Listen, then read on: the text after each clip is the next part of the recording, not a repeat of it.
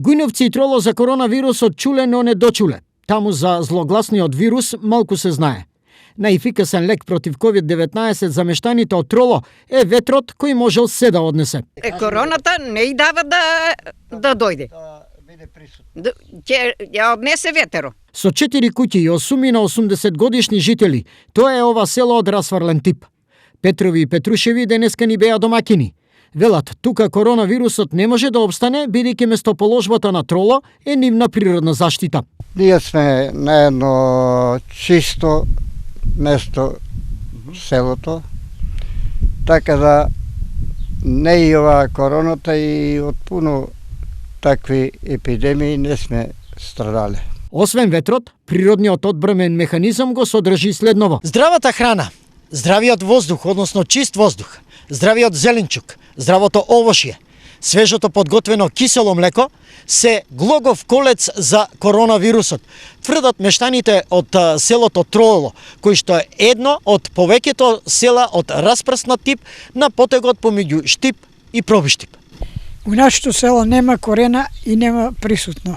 Заради здрава храна, изворска вода, се воздух чист. Мештаните од соседното село Гујновци и не знаат за COVID-19. Не знам ништо, не може. Оном болест ме фаналата не ме пуштила.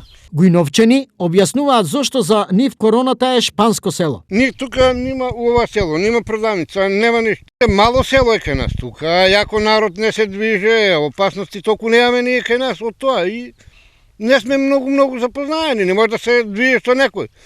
Ако има народ, овај кажал едно, друг кажал друго и... Короната тука не живее. Не знам, не живее, изгледа ми се. Како домаќини, пред камерата на телевизија Стар, нашите соговорници денеска дадоа повеќе изворни рецепти за заштита од злокобниот вирус, кој во последно време без сонја остави цела Македонија. На едно такво лиштенце ќе го намачкаш, рачија ќе туриш, црн пипер ќе туриш и ќе го ставиш на шијата. И на грај. Да. И оздравееш. Става катран, скацан лук со него и века да речеме се обложува на телото, обично на градите, тоа на градниот кош на... И бирве. Па, тоа е било лек. Блиску, а сепак толку далеку од катадневните проблеми со кои се судираат граѓаните. Тоа е сликата за мощна лежерната атмосфера во овие села, кои се останатите неколку селоцирани на потегот од Штип до Пробиштип.